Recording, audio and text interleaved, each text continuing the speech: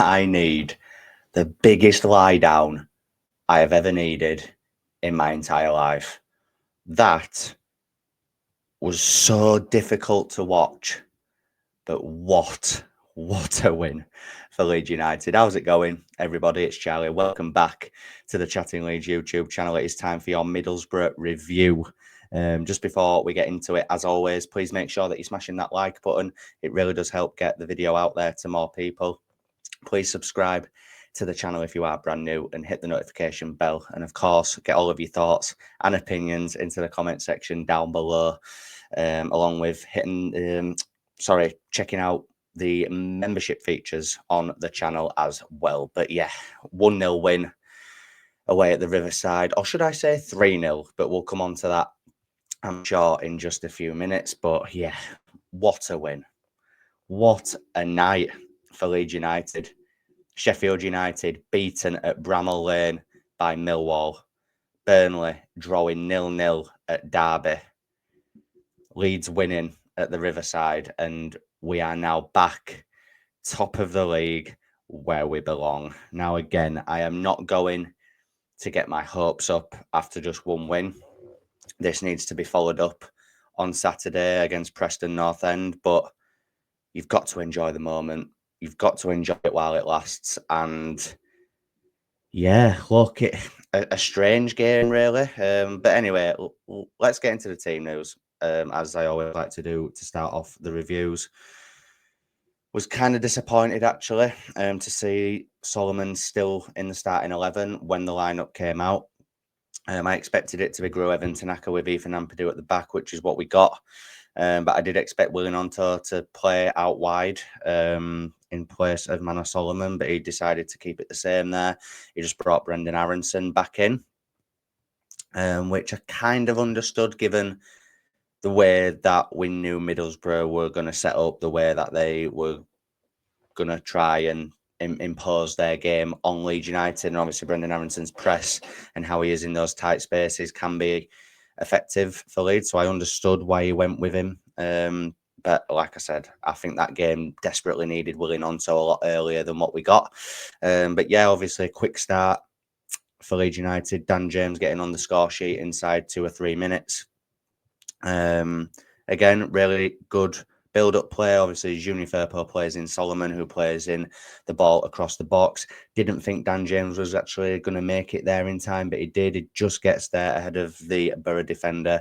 It's quite fortunate how it goes in, but a goal's a goal. And we don't really tend to score scrappy goals like that usually, so I will take that every day of the week. It was a great start for Leeds. I thought Leeds were on top for the opening sort of 15 to 20 minutes. But I did think Middlesbrough came back into the game as it went on. Yeah, it wasn't great from Leeds in its entirety, but I do think overall we thoroughly deserved that win. But like I said, they did come back into it in the first half. They were kind of flooding our box a little bit without any real conviction at the end of it. There was a few half chances. Darlow didn't really have a lot to do in the first half. I thought they actually picked it up a lot better second half, in fairness to them.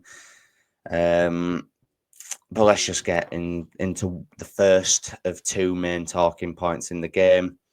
Tanaka has a goal disallowed for offside.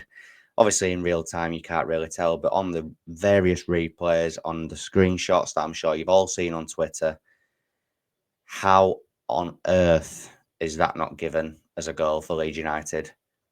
He is well onside, and no wonder he was as furious as he was. And even the pundit said he's not usually an animated kind of person, is he, Tanaka?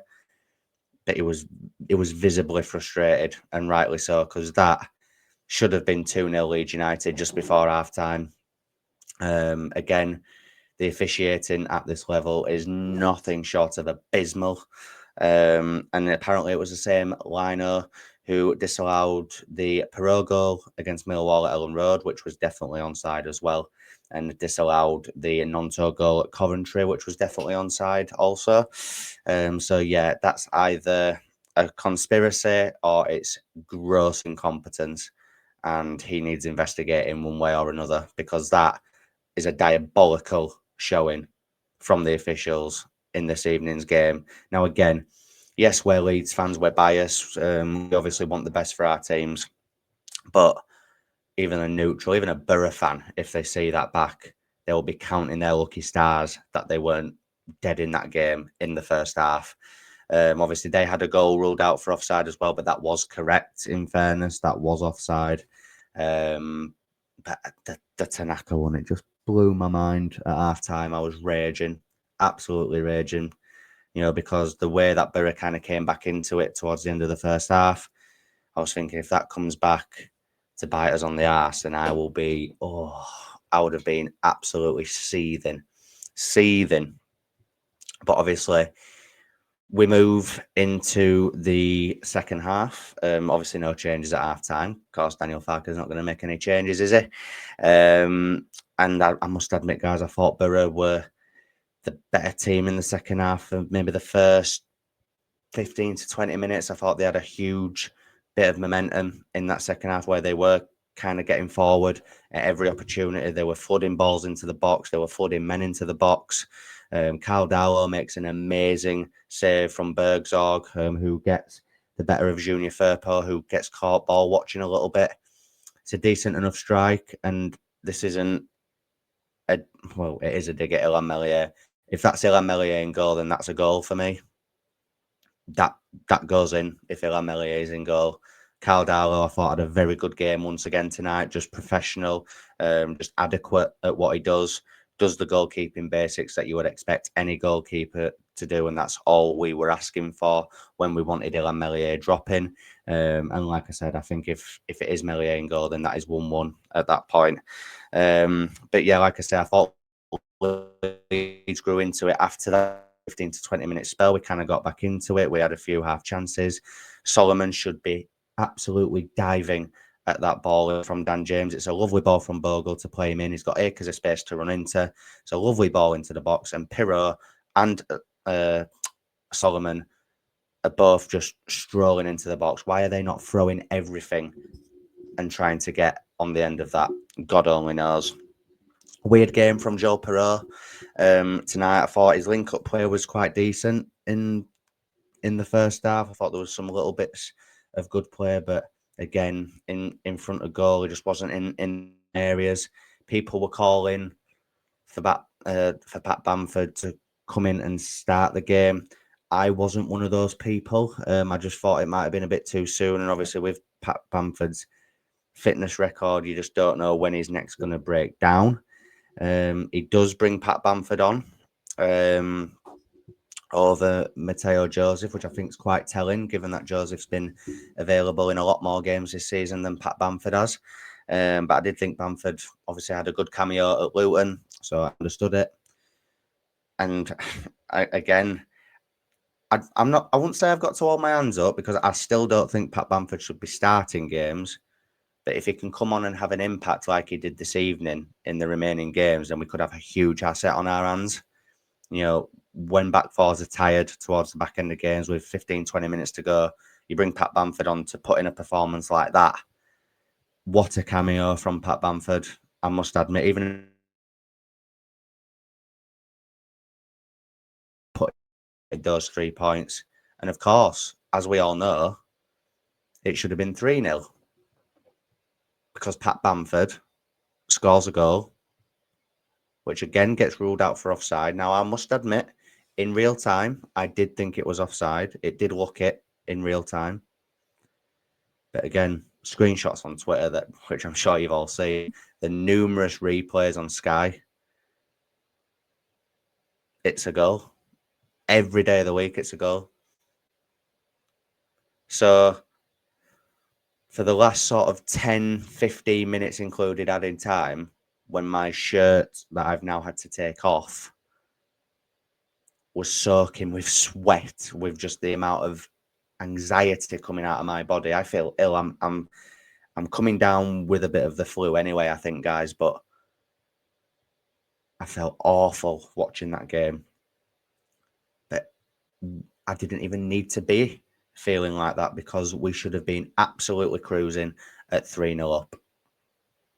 And like I said earlier, the officiating in the EFL is an absolute shambles. Any other club in any other division has goals like that chalked off incorrectly, and there is an outrage. If the Championship had VAR, we would have won 3-0. Simple as that. And it's a bloody good job that we ended up winning the game, because if they'd have pulled an equaliser back through the various chances that they had in that second half, because they did create chances, you can't say that they maybe a point would have been fair. I actually do feel Leeds deserved the win overall. But they did create a lot of chances, but they just couldn't finish their dinner. And it's a good job they couldn't, because if they'd have got an equaliser in that game, there would have been absolute, the officials would have been lucky to have got out of there alive. Genuinely. It was that bad. It was that bad. But anyway, enough of the negatives. Leeds United, back to winning ways. 1-0 win. Should have been 3-0 win.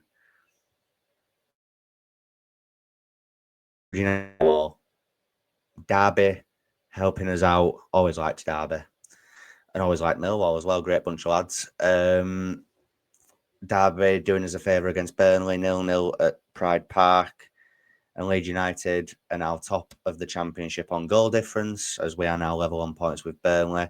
And Sheffield United are 2 points behind us both in third place. And what one game week can make you feel like. It's, yeah, we were all in the pits of despair after Luton, and now we're on cloud nine. But then at the weekend we could be back down, and it's just one of them things. Like I said, I'm up at all. There are still 5 games left.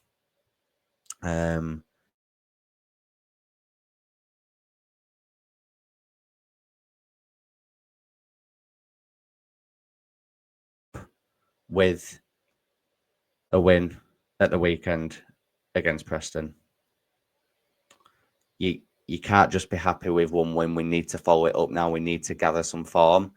I tweeted out before the game that, hopefully, if we get the win tonight, it could be the start of a turnaround for Leeds. We've got the win now, so hopefully that is the case. Enjoy the win tonight, guys, but in a few days' time, we will be going through all the anxiety, all the emotions, all over again. And I, for one, cannot wait. I say through gritted teeth.